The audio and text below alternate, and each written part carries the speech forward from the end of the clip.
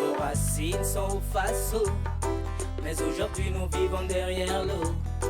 Le courant de la vie nous a dispersés, mais nous restons enracinés. De l'autre côté des rives, chacun est loin des siens, mais nous gardons les liens. De l'autre côté des rives, ce n'est pas toujours rose, mais nous persévérons sans pause. De l'autre côté des rives, de l'autre côté des rives, ce n'est pas toujours rose, mais nous persévérons sans pause.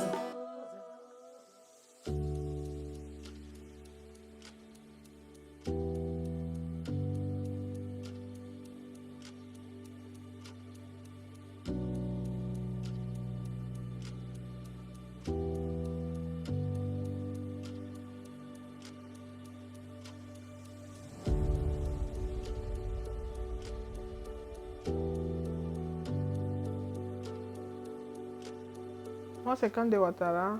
Je viens de Burkina Faso. Je suis née à Bobo-Dioulasso. Je pense que je suis la seule fille dans l'Afrique de l'Ouest, aux États-Unis, à faire le camion.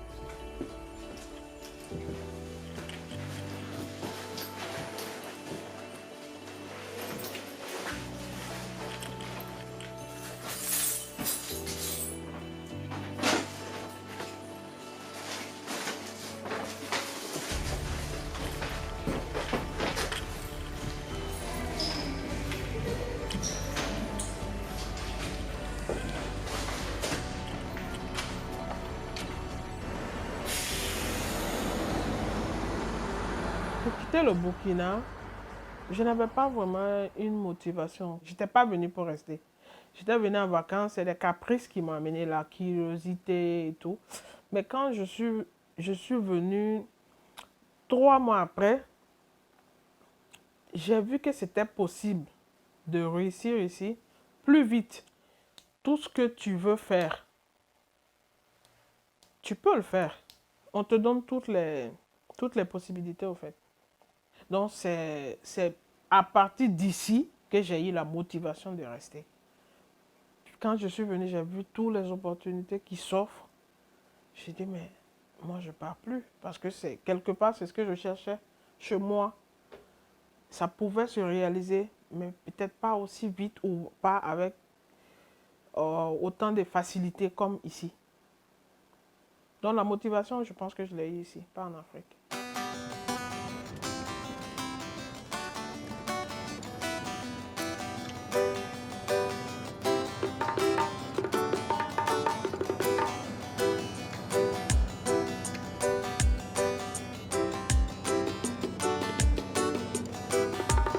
Ma vie à Bobo-Dioulasso, c'était l'enfance, avec la famille surtout. Ouais. Que des bons souvenirs.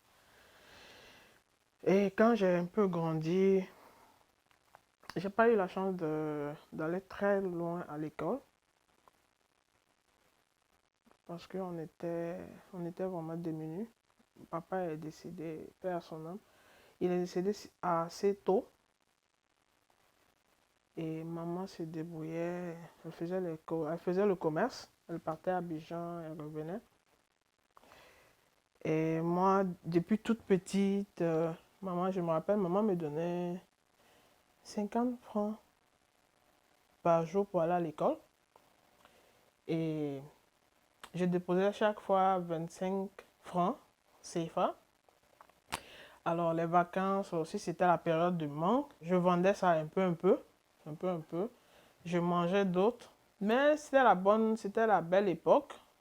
Et depuis ce moment, je voulais aider maman. Donc, c'est ce qui m'a amené à apprendre à économiser. Et après ça, j'ai grandi. Je me rappelle, je suis partie à Ouaga. J'ai une amie, l'amie de son mari, venait d'ouvrir un restaurant à Ouaga. Il m'a dit comme ça, je dois ouvrir un resto à Ouaga. Je veux qu'elle vienne travailler là-bas. J'ai fait ça pendant peut-être 1 an. J'ai économisé encore. Je suis partie ouvrir un petit magasin dans le marché de Gunguin pour vendre les mèches. Et ça n'a pas marché. J'ai appris qu'il faut avoir de l'expérience d'abord et les relations avant de te lancer dans certains business.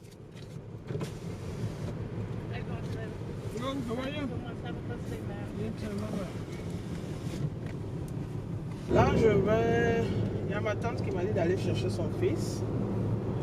Je vais chercher son fils, le ramener au salon. Et aller prendre une de mes commissions chez une de mes grandes soeurs. Elle est derrière, à côté juste de chez moi. Et après ça, on rentre à la maison, aller me préparer pour sortir, aller au travail. Souvent, je pars faire 1 mois, 3 semaines. Donc, non, je me repose. Je me repose déjà dans le camion. Hein. Je dors là-bas, je fais tout là-bas. C'est ma deuxième maison, ma première maison.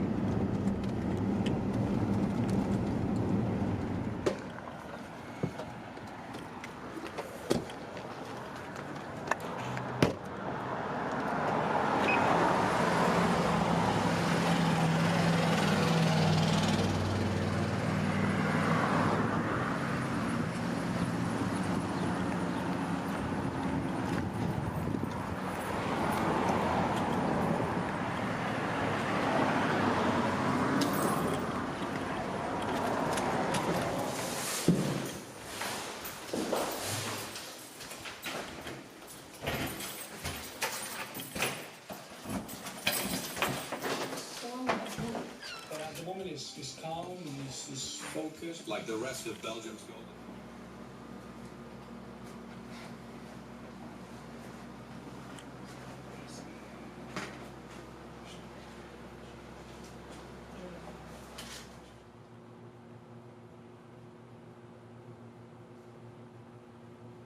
Moi, depuis toute petite, même dans mes prières, je me rappelle très bien qu'une fois j'ai fait une promesse à Dieu et je l'ai tenue, Dieu merci. Dans ma prière, je dis, si Dieu fasse que moi je roule le camion, je ne savais même pas ce que c'était. Si Dieu fasse que je roule le camion, un jour je vais lui donner un mouton. Oui. Et je ne savais pas vraiment ce que c'était, mais j'avais ça en moi.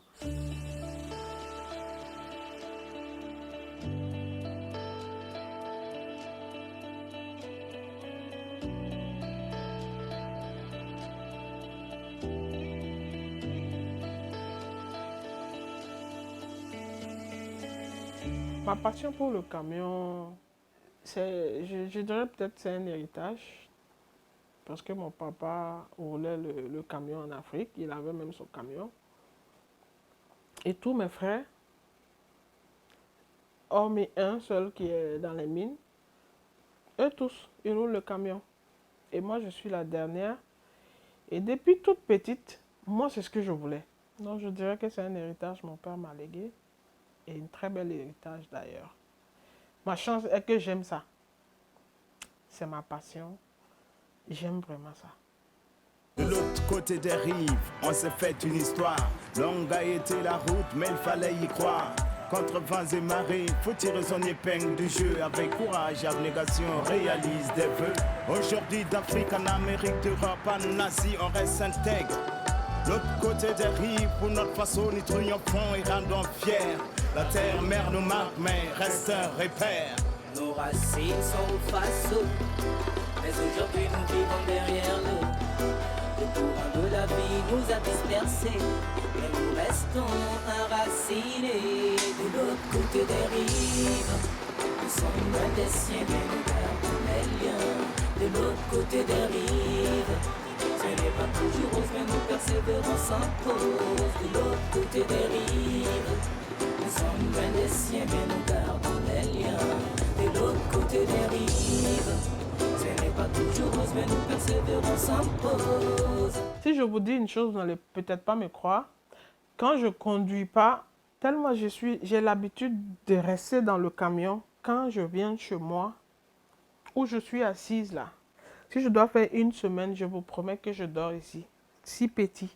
Parce que dans le camion, je dors soit comme ça, soit comme ça. Donc, je ne me permets pas le luxe du bedroom, de l'intérieur. Je me sens bien ici. Tu vas me voir, je suis là fatiguée. Si je rentre dedans, il y a quelque chose qui me dit, non, non, tu n'as pas dormi là-bas. Je viens, je dors ici. Ou je dors par terre. Parce que je veux juste avoir cet contact-là.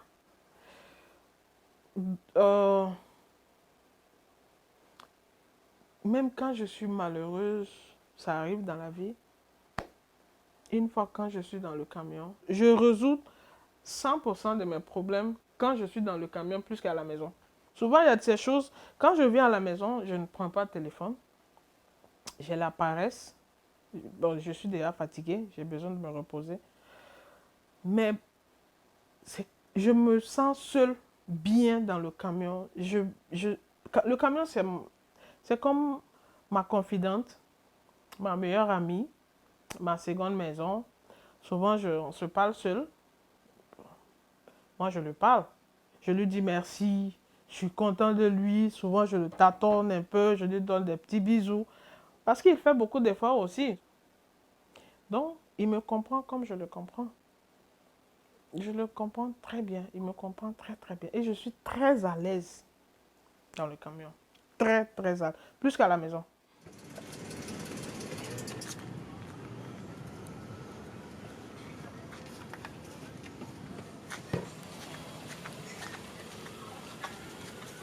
Hey, baby Jenny!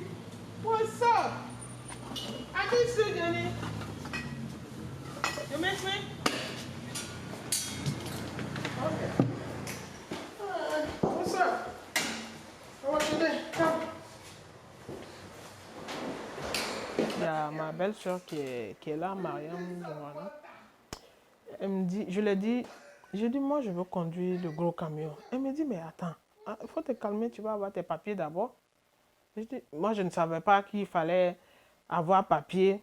Je me dis, voilà, c'est chez moi, et si tu as le permis seulement, je ne savais pas qu'il y avait tous ces paperasses-là. Il dit, mais calme-toi, tu vas avoir ton papier de travail, et ensuite tu fais le permis, et tu vas un peu. Je dis, ok, il n'y a pas de problème. Et je dis, comment on fait pour avoir les papiers là? Elle me dit, d'abord, tu dois faire entrer tes papiers et tout. Ok, mais tu es sûr que tu veux rester? J'ai dit, est-ce que c'est sûr que si je reste, je peux rouler le camion ici? Elle me dit, si tu veux, c'est possible. J'ai dit, je veux. Donc, c'est comme ça, elle m'a aidé. J'ai eu mes papiers de travail. La semaine où j'ai eu mon papier de travail, la même semaine, j'ai fait mon permis pour les petites voitures. Et quand j'ai fait le permis des petites voitures, j'ai dit, je veux rouler mon camion. Elle me dit, mais attends, le permis du camion encore, tu dois le faire. Mais je ne comprenais pas la langue. Il fallait me patienter alors que moi, j'étais impatiente. Et à chaque fois quand je veux faire quelque chose, je demande aux gens, on me dit, mais toi, tu es une fille. Pourquoi tu veux faire ça? Je dis, mais j'ai la force. Je veux le faire. Donc, laissez-moi faire. Encouragez-moi au lieu de me faire peur. Et le boulot, Ça va bien. ça s'est bien passé. Fatigant seulement. Fatigué.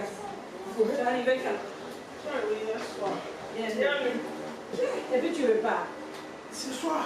Ce soir encore. Yeah. Tu vas voir. Tu la tata de faire doucement. T'as compris. Allez, maman. Maman. Maman.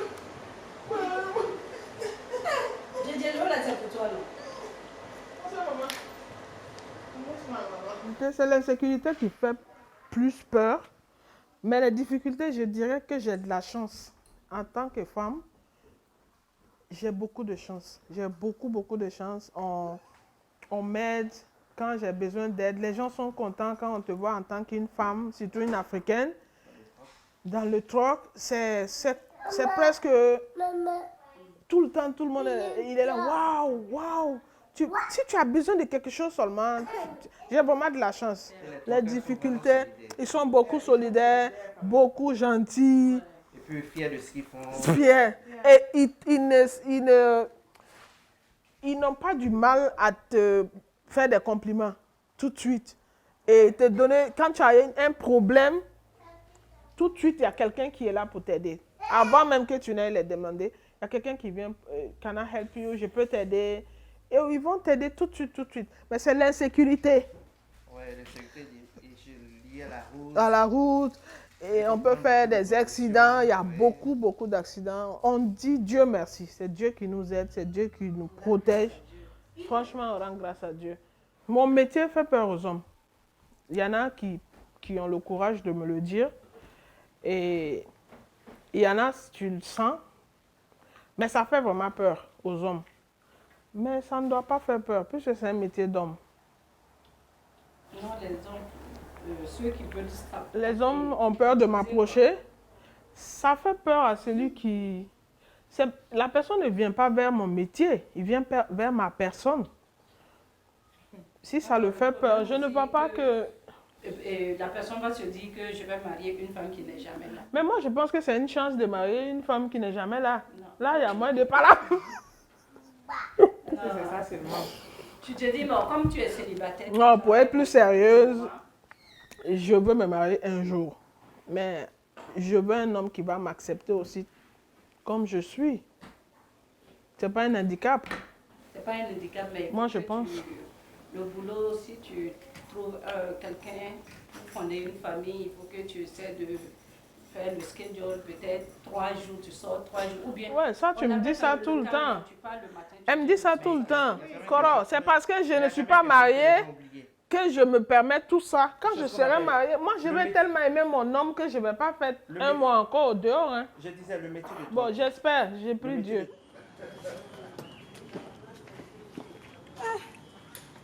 Angèle a pris mon parking. Mais ça tombe bien, si elle m'ouvre seulement là. Tu peux battre.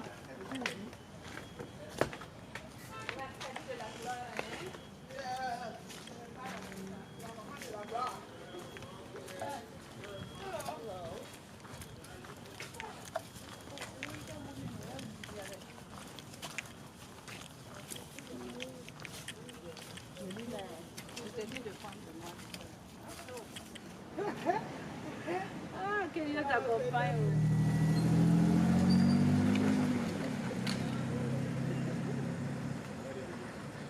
J'aime partir chez eux parce que je suis en famille là-bas. Vous avez vu quand j'étais là-bas, je me sentais bien. C'est comme ma troisième maison parce que le truck, c'est une de mes maisons aussi. Je passe plus de temps dans le truck que dans ma propre maison. Donc là-bas, à chaque fois quand je viens, je vais, il y a les enfants, on s'amuse.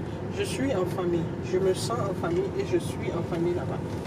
Donc je me sens en Afrique là-bas, on parle en djoula, on parle en français. Il n'y a pas... Je me sens chez moi, je me sens bien quand je suis avec eux.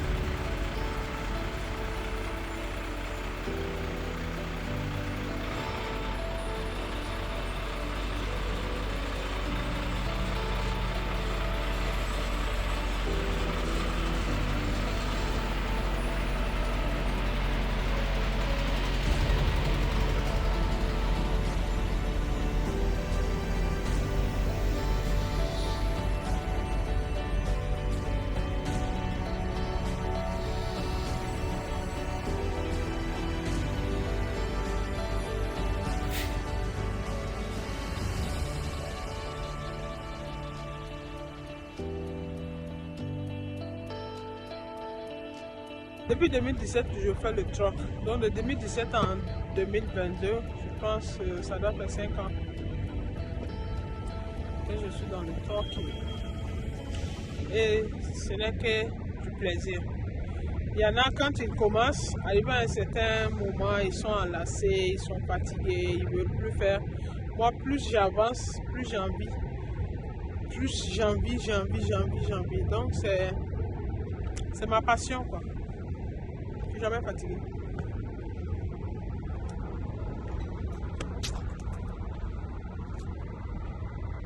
Je pense que je suis la seule fille dans l'Afrique de l'Ouest, aux États-Unis, à faire le camion. Peut-être il y en a, mais pour l'instant, moi, je n'en connais pas.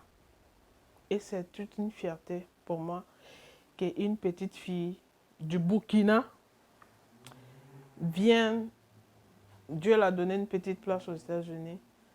Est-ce que je me dis, j'ai réussi, j'ai atteint mon objectif? L'objectif n'a pas commencé. Ça, c'est que moi, je fais. Je suis comme dans une école. Parce que je ne compte pas rester ici. Je veux aller faire profiter aussi mes frères burkinabés de l'expérience que j'ai eu ici. Donc, pour moi, ça n'a pas... Si Dieu le veut, ça n'a pas commencé d'abord. Parce que le chemin est encore long. C'est très, très long.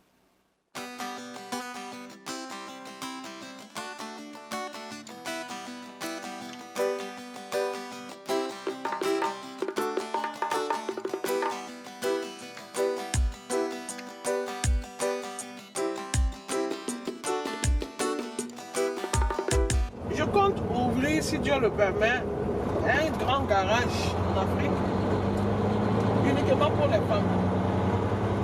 Ceux qui veulent apprendre la mécanique, de gros camions, ceux qui veulent apprendre aussi à conduire, on les accompagne, on les aide comme on peut, les accompagner jusqu'à ce qu'ils gagnent leur permis ou jusqu'à ce qu'ils gagnent leur diplôme. Les accompagner encore à ce qu'ils puissent être autonomes, ouvrir leur propre garage, pourquoi pas, ou bien les chercher du boulot s'ils veulent faire la conduite, après le permis bien sûr. Donc c'est un peu mon projet. Tout mon projet est dirigé en Afrique, c'est pas ici. Le matin, quand je me lève, ce qui me donne la force de continuer jusqu'à aujourd'hui, c'est ma famille. J'ai fait tout ça, toute cette énergie, je l'ai eue à cause de ma famille. Je le faisais par ambition, mais je le faisais plus pour ma famille. Et Dieu m'a aidé. Souvent, même quand je suis fatiguée, quand je pense, par exemple, faire plaisir à une membre de ma famille, je gagne tout de suite de l'énergie. Il arrivait un moment que je ne pouvais pas bien manger, parce que je me dis que ma famille n'a pas bien mangé. Tu t'imagines jusqu'à quel point? Mais ce que nous, on gagne ici, souvent, tu te dis, mais est-ce qu'ils ont ça? C'était une mentalité qui me fatiguait. Mais peut-être c'était une source pour moi de me battre encore plus. 100% c'est pour ma famille. Depuis que je suis venue aux États-Unis, en 2015, je ne suis pas encore repartie pour voir ma famille. Mais ça y est en cours, ça y est en projet. Très prochainement, Inch'Allah. Ma famille me manque beaucoup, surtout ma mère. Elle me manque beaucoup. Et je profite de votre chaîne pour la dire que je l'aime beaucoup.